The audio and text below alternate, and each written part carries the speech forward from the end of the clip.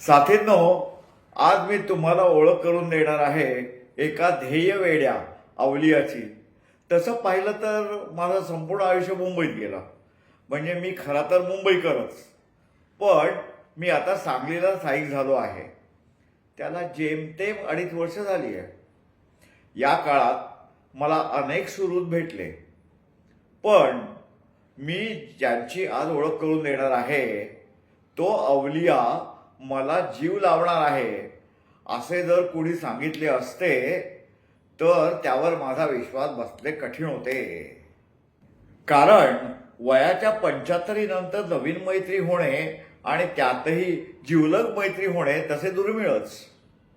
हा माझा भावनाशील मित्र समाजातील स्त्रियांच्या प्रश्नावर जीव तोडून काम करत असतो. मुले आई वडिलांना कितीही प्रिय असली तरी प्रचंड गरिबीमुळे ती सोडून देतात किंवा भीक मागायला लावतात. अशा दिशाहीन झालेल्या मुलांना त्यांच्या आयुष्याला दिशा देण्यासाठी हा माझा मित्र धडपडत असतो. त्यांना योग्य त्या अनाथाश्रमात जगता येईल हे पाहत असतो. आपण कितीही उच्च संस्कृतीच्या गप्पा मारल्या तरी मुलगी म्हणजे परक्याचे धन या कुविचारामुळे अनेक मुलींची भ्रूणहत्या केली जाते. या भ्रूणहत्येच्या विरोधात हा माझा मित्र जनजागृतीचे दृकश्राव्य कार्यक्रम करत असतो आणि तेही मोठ्या प्रमाणात. हा सगळा संवेदनाशील विषय हा माझा मित्र तेवढ्याच संवेदनशीलतेने कार्यक्रमाला उपस्थित असलेल्या स्त्रिया आणि मुलींमध्ये भिनवत असतो.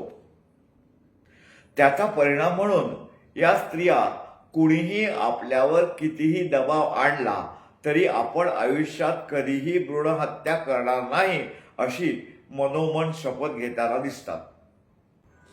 हे सगळे करत असताना तो अनेक गरीब वस्त्यांमध्ये स्त्रियांना सॅनिटरी पॅडचे वाटप करत असतो. त्यासाठी त्याला अनेक देणगीदार आर्थिक मदत करत असतात. या सॅनिटरी पॅडचे वाटप करताना तो स्त्रियांना स्वच्छतेचे महत्त्व तर सांगतोच, पण त्याचबरोबर पाळीच्या संबंधित असलेल्या अंधश्रद्धा, पाळी येणे म्हणजे काय याचे वैज्ञानिक स्पष्टीकरणही तो देत असतो. आणि सॅनिटरी पॅड कसे वापरायचे, त्याची विल्हेवाट वापरल्यानंतर कशी लावायची हेही त्यांना समजावून देत असतो. याचेही त्याबद्दल प्रबोधन चालू असते. या कामात त्याला संपूर्ण कुटुंब मदत करते त्याचे हे विशेष आहे. माझ्या या मित्राचे असे हे स्त्रियांच्या आयुष्याला आकार देण्याचे कार्य गेल्या काही वर्षात एवढ्या मोठ्या प्रमाणात वाढलेले आहे की पोलिसांना अशी एखादी अनाथ बालिका किंवा अत्याचारी स्त्री किंवा बलात्कारित पीडिता किंवा गरीब आयुष्य कंठणारी एकलमाता तसेच बळजबरीने वेश्या व्यवसायात ढकलली गेलेली स्त्री दिसली तर पोलीस या मित्राला ताबडतोब बोलवतात. त्याचा सल्ला विचारात घेतला जातो आणि त्याप्रमाणे योग्य त्या ठिकाणी त्यांची रवानगी केली जाते. या कामासाठी त्याने स्नेहालय फाउंडेशन सांगली या नावाची संस्था स्थापन केली आहे. पण खरे तर ही एक वन मॅन आर्मी आहे.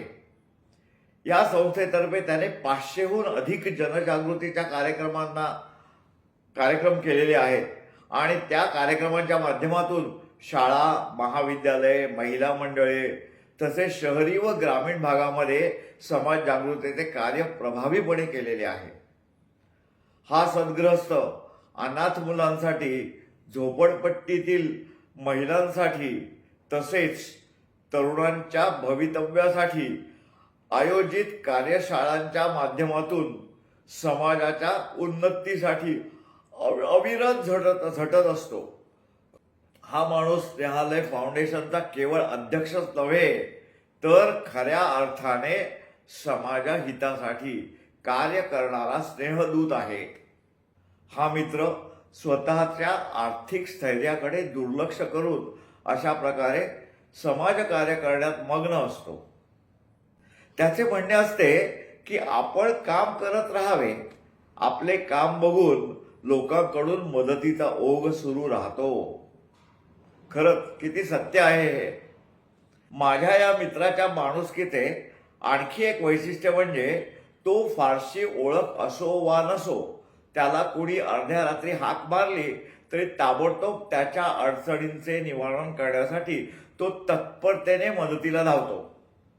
मी त्याच्याबरोबर ज्या ज्या वेळी अनेक संस्थांना भेटी देतो त्या प्रत्येक वेळी माझ्या असे लक्षात आलेले आहे की तो तेथील स्त्रिया, मुली वा संस्थेत काम करणाऱ्या व्यक्ती यांच्याशी एवढ्या आपुलकीने बोलतो की या आपलेपणामुळे त्या सगळ्यांना त्याच्याविषयी एक विश्वास वाटतो.